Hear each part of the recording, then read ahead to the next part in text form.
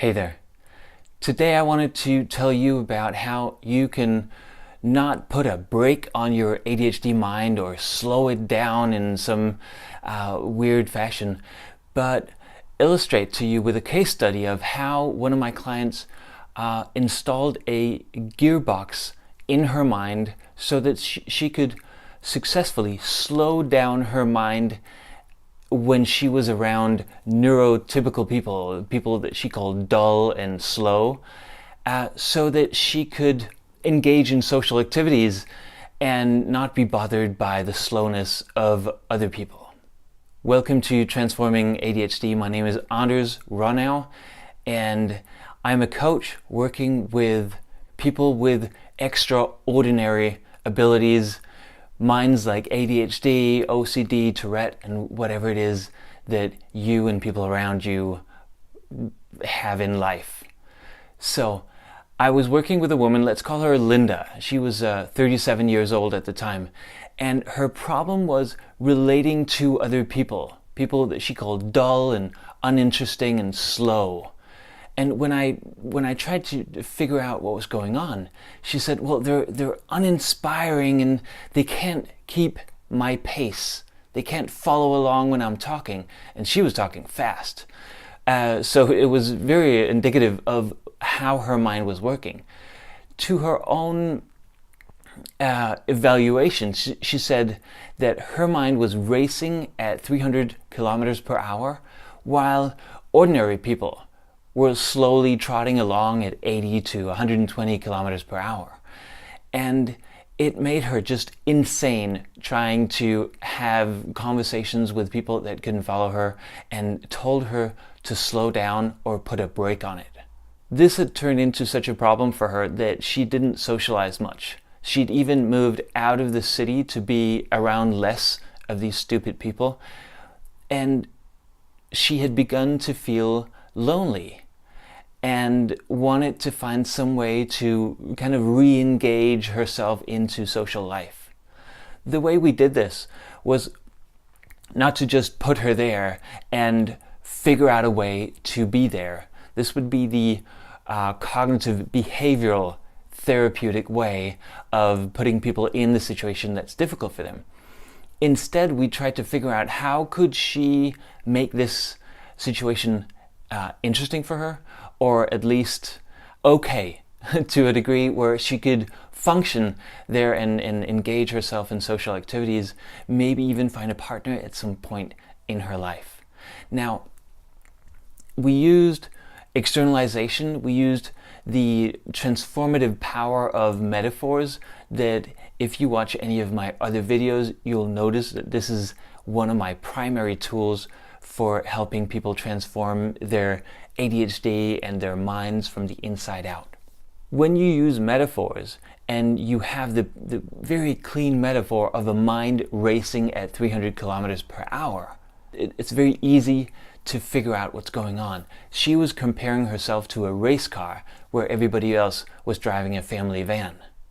Now, if you have that, or if someone you know or your child has it like that, realize that being around slow people in family vans, if you're driving a Ferrari, is enormously frustrating. So how do you make that work? Because you can't be on a racetrack all the time, and unless you find other people in race cars, you're not going to have very much fun, because you'll be forced to either go away, like my client did, or slow down in a way. And if you can't slow down, it's going to be incredibly frustrating for you. People had told her to put a brake on it or slow the F down in a way that just frustrated her. She couldn't slow down, and she didn't want to slow down. She loved her mind. She loved the speed of it. And she thought that slowing it down in a way that would make her into a family van would be the dullest and most uninspiring thing she could ever imagine. When I asked her what she would like instead, one of the things that came up was that if she could slow down momentarily or temporarily in a way that she could engage in conversation with another individual and then go back to her normal speed without being some kind of forced action on her or upon her, then she would feel that she would be able to engage and socialize so much easier. So the way we did this was imagine that she got, like I would have her, or she would imagine that she got a new gearbox, a gearbox with, I think she said, it needed to have 8 gears in order for her to be possible to reach a gear where normal people would be able to understand her, and she would be able to be comfortable with neurotypical people. Just imagining, and that's the power of the metaphor here, just imagining that she already had that gearbox installed, she would actually be able to slow her voice down, slow her speed of thought down to a degree where she could have a normal conversation. And she was even comfortable doing it. Now, your mind you may use a different metaphor about what's going on inside of your mind. If you use the race car metaphor, then any kind of harmonious way of slowing the mind, be it going down in gear. I've had other clients who wanted to slow their mind with a brake on it. Typically, the brake will induce some kind of, like a fighting metaphor. I'm fighting the engine. So if the engine is going full speed and you brake it while it's going full speed and still trying to maintain that speed, that is not a harmonious metaphor, and that's going to cause a struggle of the mind. Instead, you want to introduce some kind of metaphor where the struggle disappears, basically. And changing the gear in the gearbox, introducing the gearbox and changing the gear, will make it so much easier for you to slow that mind down temporarily so that you can speed it back up when you want to find your natural speed. So what is the speed of your mind?